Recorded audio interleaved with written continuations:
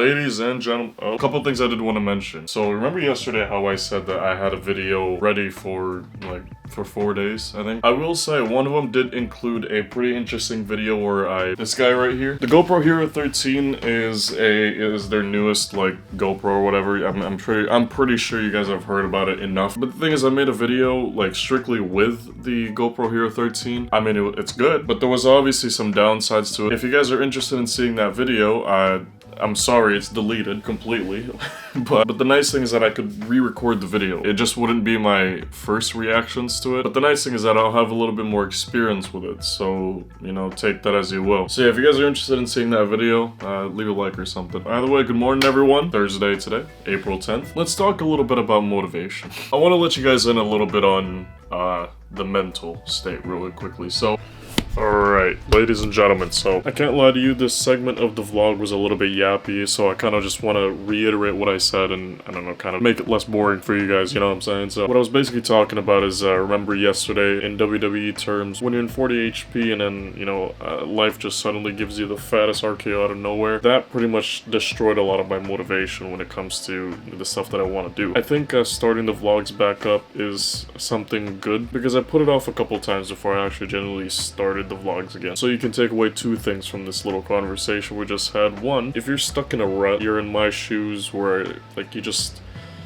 want to rot, you know what I mean? And you have stuff that you do want to do and you do love doing, just do it. Basically get up right now and do it, because the more you like think about it, the more you dwell on it, more than likely you'll find an excuse to not do it. So just do it. No Nike. And the second thing I did want to mention as well is that, you know, with this return, like this second return, I guess, the videos from the first, like, big return, if you compare that to the videos right now, I can't 100% guarantee it's going to be the most entertaining, or it's going to be as entertaining as that. But what I will promise you is that I'm going to try to, you know, get back up to that quality again. There may be days where it's 90%, 80%, but I just know that I'm genuinely giving it my all. Give me a little bit of time, and then, you know, we'll be back to regularly scheduled programming. Yes, sir.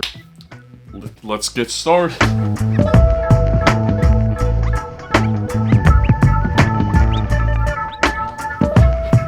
Alright, so I wanted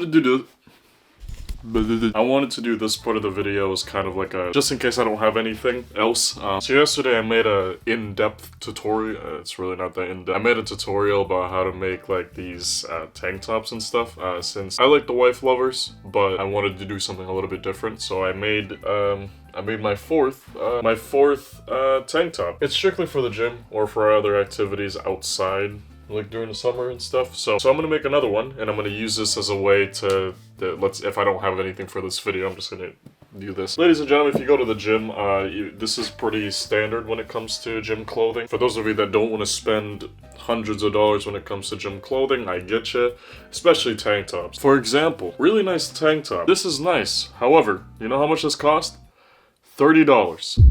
God. And I don't know about you, I'd rather be spending money on other things that I like technology. So this is the solution that you guys should follow if you're in the same boat as me. Obviously, the nice thing with this is, you know, you could just use any shirt. You could go to a thrift store and buy, you know, a random shirt and do this with it. Let's turn this into a tank top, yeah? First step, cut off the sleeves.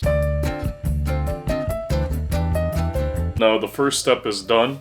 This isn't the last step, obviously. It looks, you know, it looks alright. My hair definitely doesn't look alright. Definitely a tank top. However, if you want to make this into like an actual wife beater or wife lover, this isn't the final step, because, you know, you gotta cut more. As a way to measure, right, if you want to figure out where to cut it, 3 fingers. See that? 3 fingers. Cut right here. And then kind of do like I'll show you. Now, you want to be a little bit careful in this step, because you could completely destroy the whole process, right? You could always cut more, but you can't cut less. Yes, sir. Try to make it as even as possible. You're not going to be completely even on this, because, you know, you're using scissors to cut a shirt, for God's sake. Kind of make an outline as to where you want to cut. Something like that. We'll start off with that for now, and then, like I said, just cut more if needed. It looks a little bit too cut, but, you know, we're going to pray that it isn't. That looks pretty good. You know what? I like this. I like this so far. I want to take a little bit of a risk. Let's cut a little bit more. Don't cut too much, but you know, if you want to take a little bit of a risk, it don't hurt. Make sure you have a good pair of scissors, because otherwise it's gonna look really goofy. Let's try it one more time. I think this looks pretty good. And you could obviously see that right here, it's definitely not the most perfectly cut. It looks goofy, but hey, that's the idea. It's not supposed to be pretty. You can see that there's an extra 5 pounds of muscle already put on, and you know, in about 15 minutes, it'll be 10 pounds of muscle.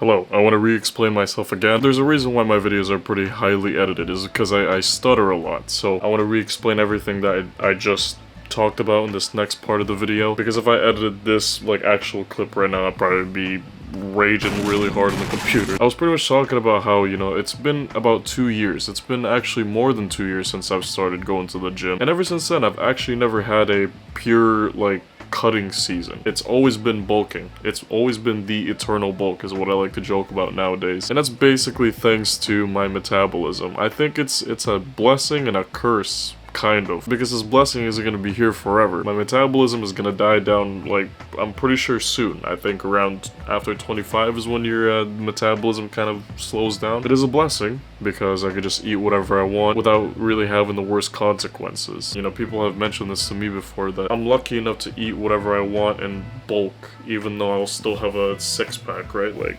sure. It's a blessing, obviously, but it's also kind of a curse, because it's like, man, I really have to down a bunch of food to kind of get up there. Very recently, like, even though I love, like, the V-taper, I'll always love it when it comes to bodybuilding, I do also like the, not entirely shredded, but, like, just a little bit bulky. That's kind of what I like, and I don't know if it's because of, you know, the amount of energy that I have when I'm bulking, because there's more calories to go around, or I just like the idea of being bigger. It's kind of an interesting thing to think about, that I've never had a pure cutting season. Whenever I do the cutting season, it would be unintentional. It would just be me eating less, just because I eat less, not because I have a goal. Because the thing is with cutting, if you're eating less calories, you know, you still have to keep up that protein intake. So whenever I eat less, odds are I'm not, like, making my protein goals every single day. So never had a cutting season, and I don't think I will for a while. I don't know. Maybe eventually I will. Who knows? But this summer, gonna be bulking again. Just like I did last year.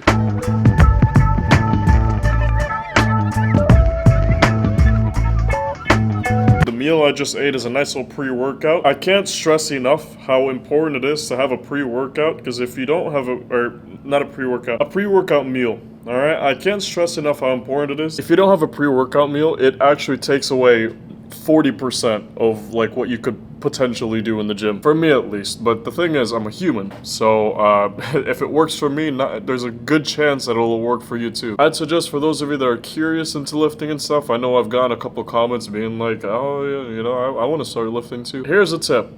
Have a pre-workout meal. I do 200 grams of rice and 200 grams of ground beef, 80-20, because I'm bulking. If I'm not, and if I'm cutting or I'm doing a lean bulk, 93.7. Alright, either way, I'm gonna go change. You could probably already see the 10 pounds of muscle gained alone from this tank top. You see the little logo right here? There's more clothing on the right than the left. But hey, that's the fun in it, you know? We're not here chasing perfection, we're here chasing gains! It's time to chug this like Stone Cold Steve Austin. Wait, oh. It's time to chug this like Stone Cold Steve Austin.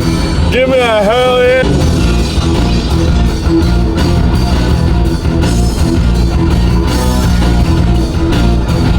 Hell yeah! Push that!